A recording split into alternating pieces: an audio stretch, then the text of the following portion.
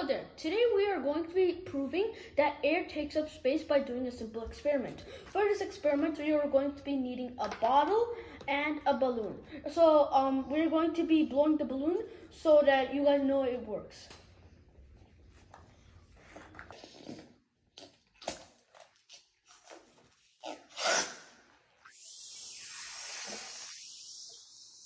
So as you see, we put the balloon inside and wrap the balloon opening on the bottle opening. Now let's blow, and I can see that Terran's already getting started.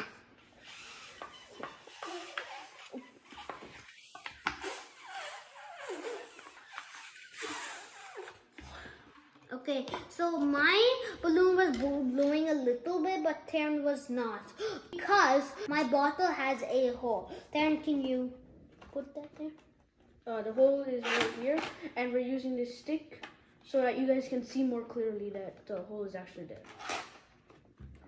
And you might be wondering, how come mine is not blowing as much as it does?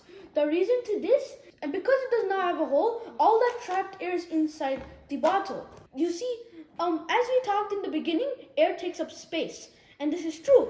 When I'm blowing the balloon, air already took up all the space. And my balloon does not have any more space for it to occupy. Therefore, not blowing as much as it does. But as you see, the hole, which would be right here, this hole, it is allowing air to escape, therefore leaving behind some space. And this balloon, it is taking up that space. Therefore, it's making Idan's bottle blow more than mine. To prove my statement, Idan, the hole is right here.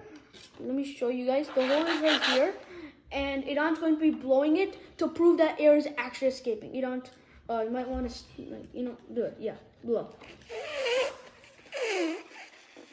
Can you please close the hole?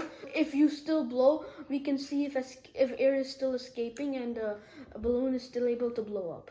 So can you close the hole so we can see I'm that? closing the hole. You see where my tub is? Okay, now let's do it. It's not working because I'm closing the hole. This is one that proves my theory, that air takes up space. I hope this theory helps you understand that air takes up space. See you guys next time. Bye.